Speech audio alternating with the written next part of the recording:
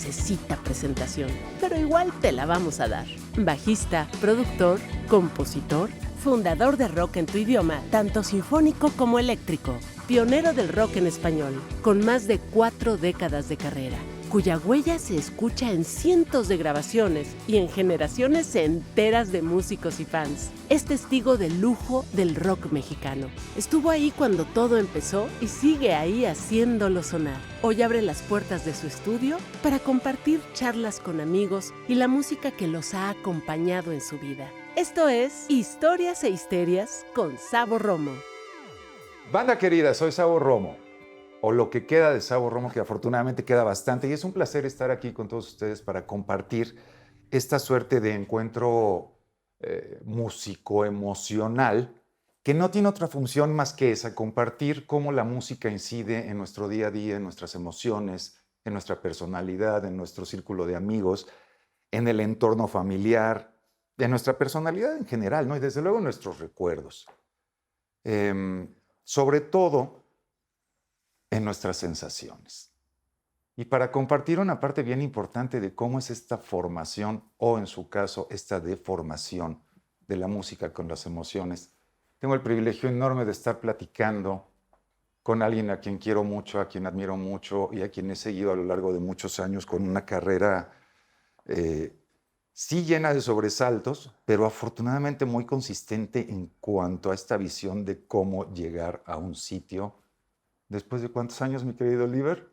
No, pues ya yo creo que llevo en esto unos 30, 35 años. Sí, yo no había nacido y Liber ya andaba echando rock and roll, imagínense. Liber Terán, Ladies and Genitals. Muchas gracias. Qué gusto, Sabo, gracias por la excelsa y suculenta presentación. Pues para mí es un agasajo estar contigo aquí platicando en este programa y intercambiando, ahora sí que anécdotas. Pues mira, ha sido bien padre toda esta historia, Liber, querido, por muchas razones. La primera, porque tenemos muchos amigos muy queridos en común que de alguna manera propiciaron esta cercanía, ¿no? Y la cercanía musical que ya teníamos, pues desde luego porque tú me oías y porque yo te oía y porque sabíamos de nuestra existencia y porque de alguna manera había una, que tal vez sigue existiendo como una carnaleza importante entre lo que pasaba con Liber Terán, Los de Abajo, y con Sabo Romo y Caifanes. Que era, ¿sabes? Estábamos buscando la manera de salir a la superficie, de buscar posibilidades, de hacer cosas.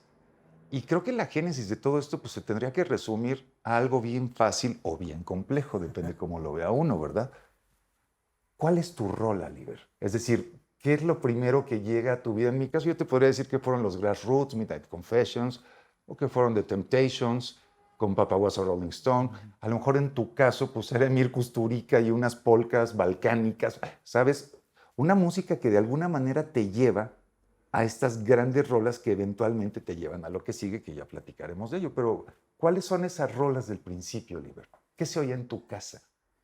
Bueno, las rolas del principio, en mi caso, era por un lado la música norteña, la música pues de los Tigres del Norte, de la Banda El Recodo, porque pues tengo una familia noroestense y norestense también, pero fundamentalmente mi papá viene de Durango y de Sinaloa. Entonces los acordeones y los corridos siempre sonaban en la casa.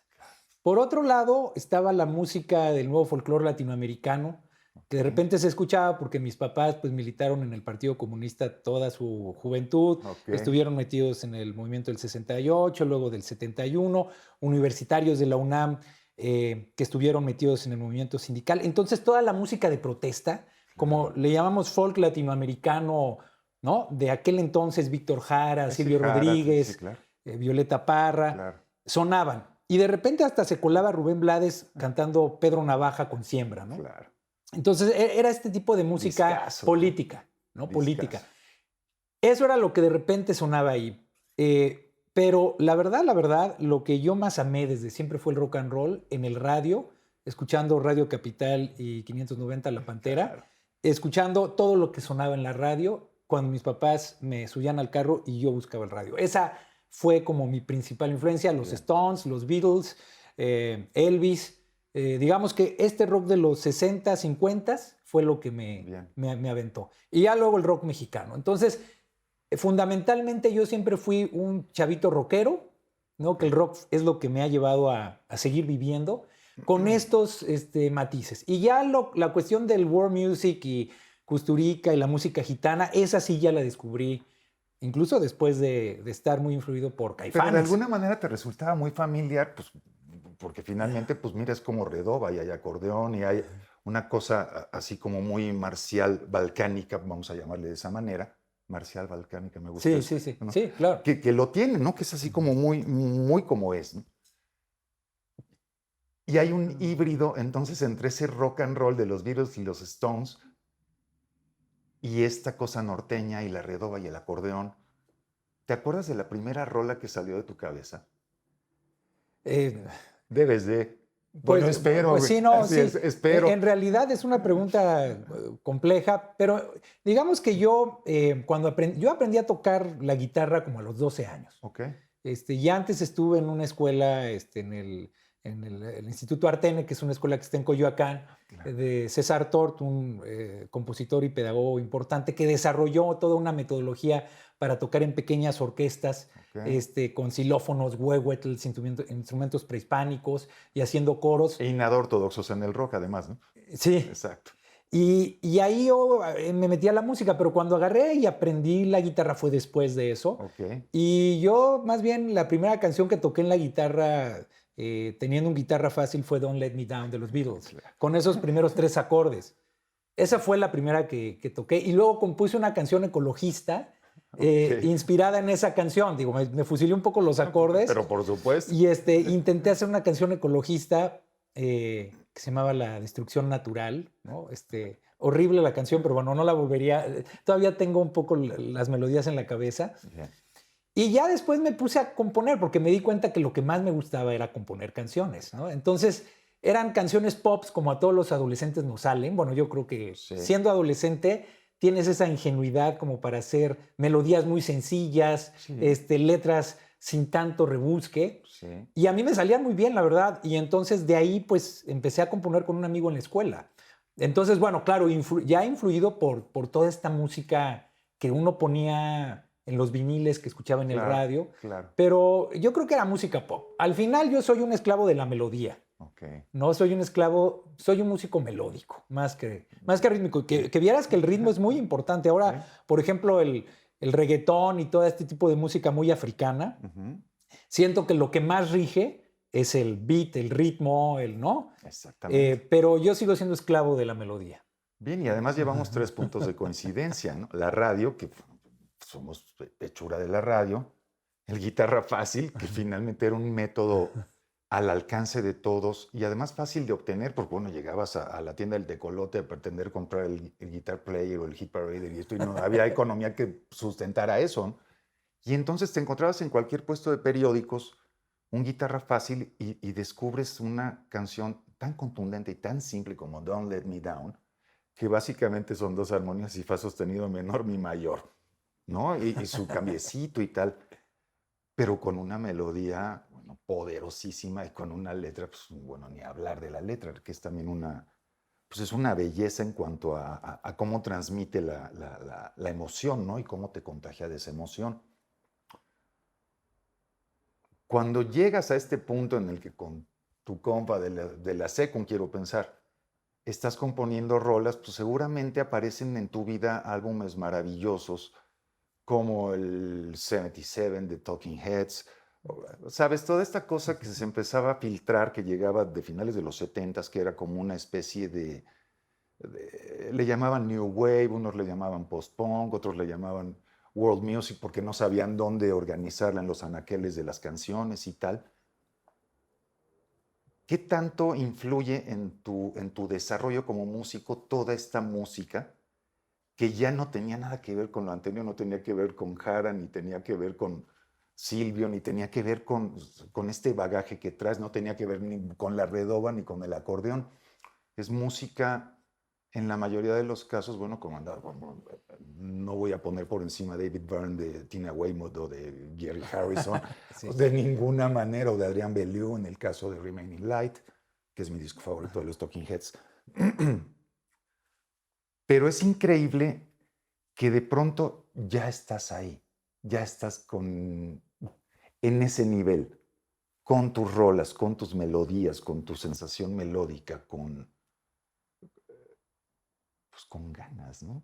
Con ganas de que el gran público abra las orejas y abra el corazón y logre escuchar eso que tú quieres transmitir, que seguramente está salpicado de comunismo, de la escuela, de tus raíces, de tus papás, de tus hermanos, de los tíos, del tío Pacheco, de todas estas cosas y de toda la música que hace... ¿Se puede decir mamado? Sí, ¿verdad? Que has mamado toda tu vida. Debe decir succionado, pero suena muy cabrón.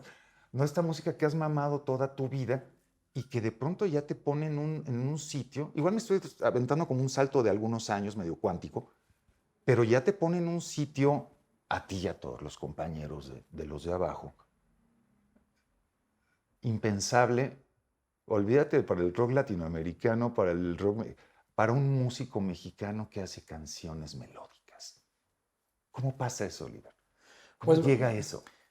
Yo creo que fue producto de varias circunstancias que se fueron dando y que fueron pasando a raíz de lo que sucedía en México en el rock mexicano. Yo creo que hablar del rock mexicano o del rock iberoamericano en esa época, en los 80s, yo creo que fue una etapa que históricamente se tiene que valorar mucho porque abrió las puertas en todos los sentidos. O sea, simplemente fue el producto de estar escuchando, por ejemplo, música que venía de España como Radio Futura, ¿no?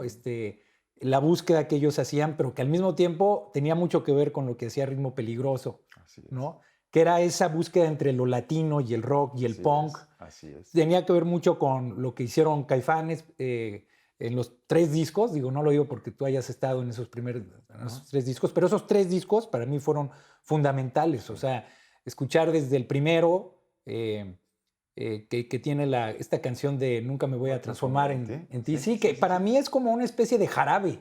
Es como un jarabe, ¿sabes? Sí, es como un jarabe Ramí de Pacheco, ¿no? Es como un jarabe. Sí, jarabe de rábano yodado de Pacheco. Sí. ¿No? Y bueno, todo ese viaje hasta llegar a Canciones del Silencio, pues es una música muy mexicana, es un rock esencialmente mexicano. Sí. Y entonces, y bueno, a la par, los discos que hizo, los primeros discos de Café Tacuba, los primeros de Maldita, ya había una idiosincrasia mexicana muy sólida. Sí.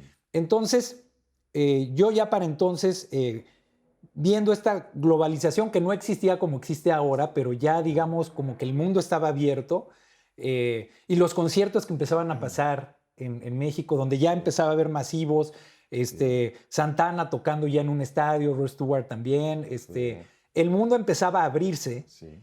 Entonces, todo eso nos llevó a tener este impulso para salir fuera, ¿no? Y que fue cuando llegamos a David Byrne.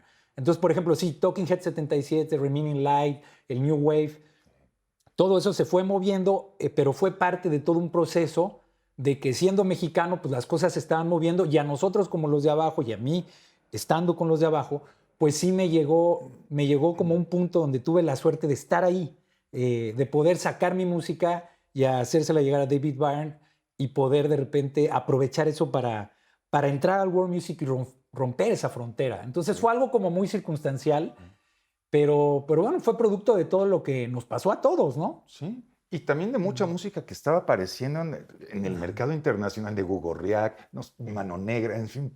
Claro. Había mucha música que no era estrictamente rock, pero que creo que en muchos casos tenía o sigue teniendo una energía descomunal. Bueno, a mí al día de hoy Café Tacuba me sigue pareciendo que no es una banda de rock como tal, pero tienen una energía y tienen unas rolas que no puede ser explorando y explotando como diferentes maneras de instrumentar las canciones, diferentes arreglos. ¿Cuándo habías visto una banda con melódica? O sea, originalmente era una banda con caja de ritmos programada, pero de pronto para hacerlo como más, para humanizarlo un poco, pues ya tienen baterista. Y empiezan a darse como una serie de cambios que sin duda alguna están influidos por mucha de esta música que llega de fuera, ¿no? Cuando están en este proceso de Loaca Bob, ¿cuántos discos hicieron con Loaca Bob? ¿2, 3? Hicimos 2, los 2 primeros del grupo. Para entonces, bueno, Loaca Bob era un sello discográfico que David Byrne abrió en Nueva York en los 90s y que era un sello como de world music alternativo, porque de repente lo mismo editaba un disco de Corner Shop, que era una banda como de raga rock, indie raga rock británica. Eran increíbles ¿sí? estos güeyes, sí. Fatboy Slim hace un remix de Brain Food for Asia, que es una canción muy padre. Sí. Bueno, pero editó a Corner Shop y editó algunos discos, también unas antologías de tropicalismo brasileño, música cubana. Entonces, era un catálogo como muy diverso, pero también muy especializado. Sí. Entonces fueron 2 discos, los de abajo es el primero que se llama, y luego Cybertropic Chilango Power. Y es el segundo, que fue el disco que tuvo más eco en Europa porque lo produjo un colectivo de Barcelona que se llama Macaco, que más bien en ese entonces era como un grupo y luego ya se convirtió en el proyecto individual del cantante que se llama Macaco. Ajá. Pero que este colectivo representaba un poco la tendencia de lo que pasaba en Barcelona en el 2000. Okay. Y que era como esta suerte de mestizaje musical donde pues los migrantes que llegaban a Barcelona, que eran latinos, franceses, gente de todos lados, tenía una escena como por un lado muy local, muy mestiza, ligada a la rumba catalana, pero por otro lado la música electrónica. Es súper energética la rumba catalana. Sí. Música con muchos huevos, ¿no? Sí, bueno, y es como también como su bolero, como su arrabal, ¿no? Sí. Y bueno, también estaba ahí, por ejemplo, Jarabe de Palo, ¿no? Que era como lo más conocido, pero también estaba Manu Chao viviendo ya en Barcelona. Entonces había una suerte como de movimiento mestizo muy potente, pero ellos produjeron ese segundo disco y entonces con ese segundo disco el grupo agarró como un lenguaje mucho más global, entonces un puente entre Barcelona y la Ciudad de México. Y entonces ese disco fue muy valorado pues en todo este mercado europeo y sobre todo en Inglaterra. Porque además generan un fenómeno que no había pasado, hasta donde me da la memoria, no había pasado nunca con ningún proyecto, con ninguna banda mexicana a ese nivel en Europa, rodeados de tantos músicos tan globales, tan internacionales, tan variados en la manera de hacer música. Y estás de acuerdo que no eran estrictamente proyectos de rock, sin demeritar un ápice la energía y ¿sabes? Esta cosa comunicativa que tiene, ¿no? Porque de pronto dices, bueno, es que si no es rock, vamos a un concierto de música clásica, puta, qué hueva. No. Cuando nunca has oído una orquesta en vivo, no sabes de la experiencia que te has perdido sonora, emocional, a nivel de piel. Porque finalmente es una energía en la que posiblemente no vas a hacer headbanging y no vas a bailar un slam y no vas a hacer estas cosas, pero de alguna manera sí se va a recargar tu energía, válgase la redundancia, con una energetizada como no has sentido nunca. Creo que ese sería como mi approach con respecto a cómo ha pasado esto. ¿Cuánto tiempo han estado de gira en Europa? ¿En cuántos países han tocado? Bueno, por cortesía, no nada más de Loaca Bob y por cortesía de la santa chinga que se han parado, porque finalmente estar de gira es bien complejo. Bueno, ¿no? En ese periodo en el que los de abajo se internacionalizaron, que fue a partir del 98, Yo insisto, impensable para una banda mexicana, para donde le mires. Sí, y bueno, en ese entonces no existían las redes sociales, no existían los streamings que ahora existen, era un mundo todavía no vorazmente digital como ahora. Fue del 99 al 2007, hicimos como 15 giras por Europa, Asia y Norteamérica, sí. Fueron muchas giras en 7 años. Pero entonces era como que había años donde hacíamos 3 giras por año, 2 giras por año, me iba 3 meses. Pasaba casi 6 meses fuera y regresábamos. Entonces fue algo que nos nutrió mucho. De repente también creo que generó una situación donde no parar nos metió en una dinámica al grupo de sobregirarse. Sí. Y eso también fue producto de que en el 2007 pues yo me terminé saliendo con 2 integrantes más y entonces el grupo se fracturó. Ellos siguieron girando hasta el 2014. Sí. Y bueno, ocurre lo que ocurre con todas las bandas. Por una o por otra situación, bueno, no ocurre con todas, con algunas nada más o con los músicos, ¿no? Sí. Generalmente hay proyectos que se mantienen juntos toda la vida por X o Y circunstancias, ¿no? ¿Negocio, le dirán? Puede ser, sí. Y que es válido, ¿no? Sí, Yo creo que es válido. Así pregúntame. Exacto. No, pues sí, no, claro que es válido, es validísimo. Y muchos otros proyectos que de alguna otra manera truenan en buenas o malas circunstancias y luego se vuelven a juntar y hacen el reencuentro y todo esto. Pero bueno, yo estuve 15 años del 92 al 2007. Del 99 al 2007 fue un año lleno de giras y pasaron las cosas demasiado rápido. Y bueno, yo creo que fueron años que me formaron mucho. No me arrepiento de nada de lo que pasó. Bien. Creo que inclusive ese primer truene con la banda, que fue un truene muy violento, no fue el mejor, pero bueno, no podía ser de otra manera. Ahora lo veo con nostalgia y digo, no, qué tontos fuimos, hubiéramos aguantado un poco más, estábamos en la cima. Pues habíamos salido con Jools Holland en Later. El mismo día que Arctic Monkeys estrenó su primer sencillo, siendo la banda, una banda todavía medio, no desconocida, pero súper indie.